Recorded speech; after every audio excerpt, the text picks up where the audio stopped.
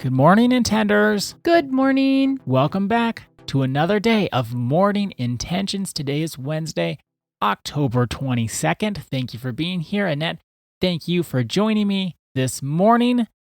This week, it's all about the never enough cycle. And I started yesterday giving us a few tools to keep in our toolboxes so we can check in. Am I falling into the trap of the never enough cycle? I'll recap and then I'll continue.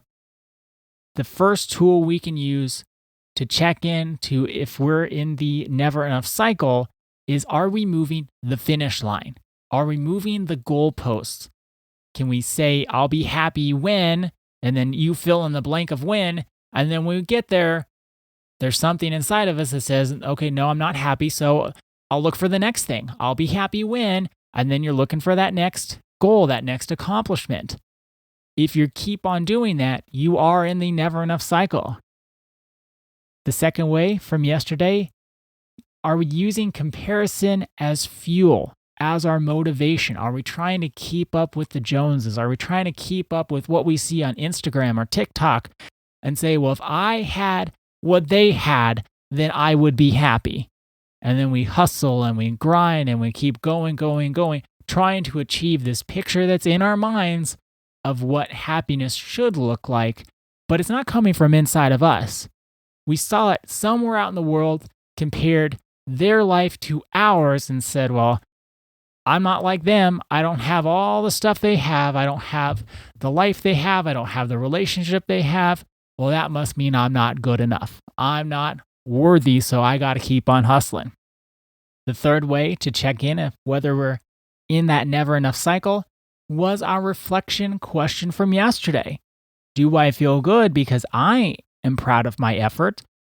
Or do I feel good because someone else noticed it and gave me good feedback? When we can recognize, I keep chasing that external validation. I'm always looking for someone else to say good things about me so I can feel good about me, and they're the ones who give me permission to feel good about me. Well, then I'm in the never enough cycle. We want to start shifting to just recognizing that we're good enough. When we can step back, cross our arms and say, job well done, kid, then we can know, no, we're not in that never enough cycle. I've got two more for us, and here they are. The first one is, does our self-criticism masquerade as motivation? We can have that thing inside of us that says, I got to keep going, or I'm lazy. I got to keep doing, otherwise I'm stupid. I'm not enough. And we can put ourselves down and be really hard on ourselves, and then that can become the fuel to our fire. But it's coming from the wrong place. It's not coming from, this is what I want to do. This is what I want to accomplish. There's something inside of us that we're actually running away from a put down, or running away from the harshness that's towards ourselves and within our hearts. We're not going after a goal that we say that's a worthwhile goal. Because when it comes to motivation, real motivation doesn't come from fear or self-attack. Real motivation comes from clarity. It comes from care. It comes from going within and giving life our best, and knowing that our best is going to be different on different days. Sometimes we'll need to rest. Sometimes we can work harder. Some years we need to rest. Some years we can work harder. That go, and if I don't go, I'm not good enough, that's just a way we beat up on ourselves. It's not really motivation.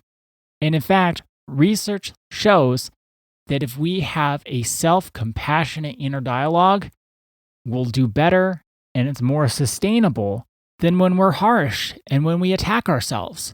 It's no different than positive reinforcement versus negative reinforcement.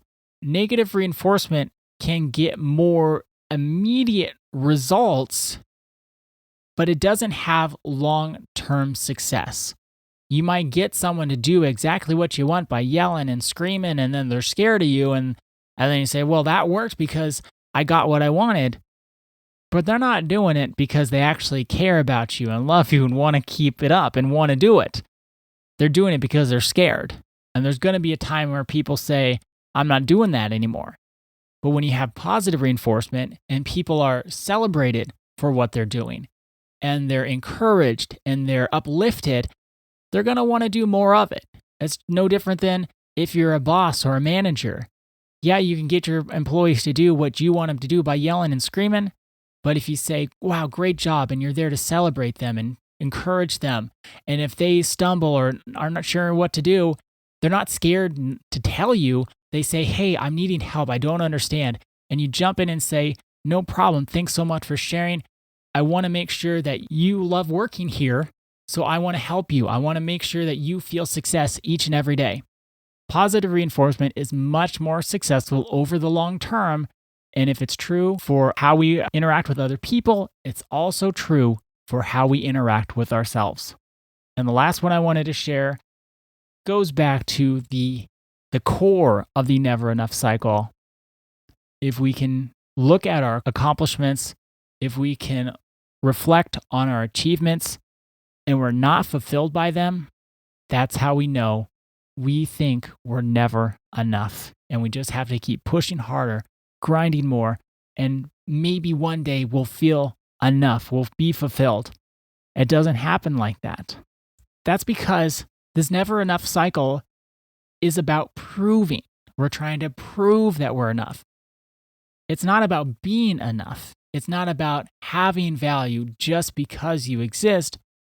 It's this belief and runs on this belief that we have to keep proving our worth over and over and over each and every day. The trap of that is we can't do enough to prove it if we don't believe it in the first place. If we think our worth and our value come from what we do, you won't get to this point where you just think you're enough, or you know that you're enough more accurately. If your value and your worth come by doing, you just can't do enough. So we want to turn that on its head and start with, I know I'm enough. I know I have value. So then what do I want to do with that value?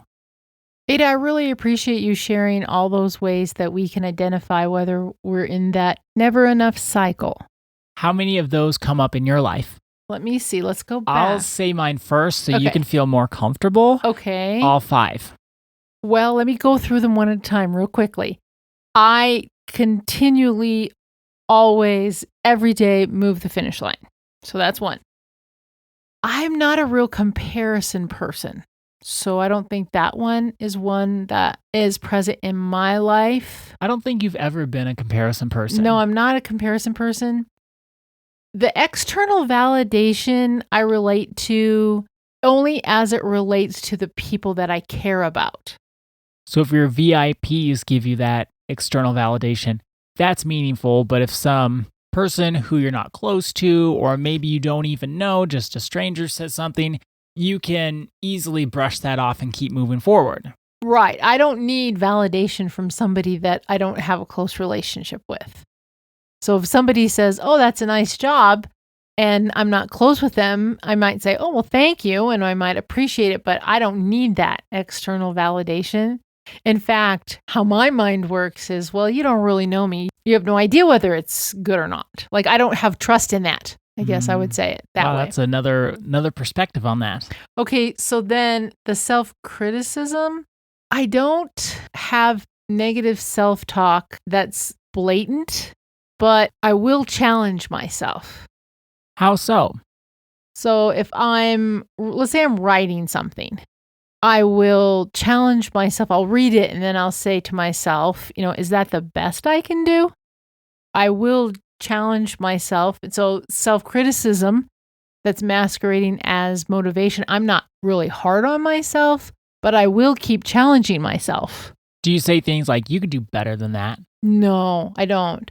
I say it more like, With curiosity? Yeah, more like with curiosity. Could I say it in a more hearable way? Or could I say it more clearly? Yeah, I'm not hard on myself. You don't have that self-critical inner dialogue at No, all? and I don't have an edge. Yeah, that sounds like you. And then your last one, achievement without fulfillment. Not really on that one either. Mine, I think really going through this has really been helpful. Mine more is, well, I guess if I'm moving the goalposts, then I wouldn't have fulfillment with my achievement. So maybe I think the first and the fifth ones. That's what I was going to say. That would be someone who has known you for 3+ decades. Those are the two that stand out for me. For you, because you're not a self-critical person, you don't seek external validation. You just like to look back and say, did I do enough? Yes, it's more my relationship with me. Right. But I do see you when you can't check things off your to-do list, no matter what you did, it's not enough. But then I've also seen it where even when you can check things off the to-do list, you're always looking at, well, how much you could not check off. Yes, and maybe we'll end with this for today. One thing that I do, so if I can't check it off my to-do list and I've moved the goalpost, let's say, that would rob me of that fulfillment that I have in my achievement. But I don't say I'm bad. What I do say is, tomorrow I'm going to get up 2 hours earlier. I go into problem solving without recognizing how I'm feeling about the situation. I could be feeling tired, but I'll still say I should get up 2 hours earlier. So I push myself. And that's the never enough cycle. That's the never enough cycle once again. So our intention for today is a reflection question. Now that you've heard 5 tools that you can use to build awareness of whether or not you're in a never enough cycle, which ones speak to your heart? Do you move the goalposts? Do you compare yourself to others? Are you looking for external validation? Do you self-criticize as a way of motivating yourself? And do your achievements not fulfill you? Check in, build awareness, because then you can say, the moment I start doing this, the moment I start looking for external validation, I can stop, I can shift, I can make a change so I don't have to hustle for my worth any longer. And we're going to talk about that next week.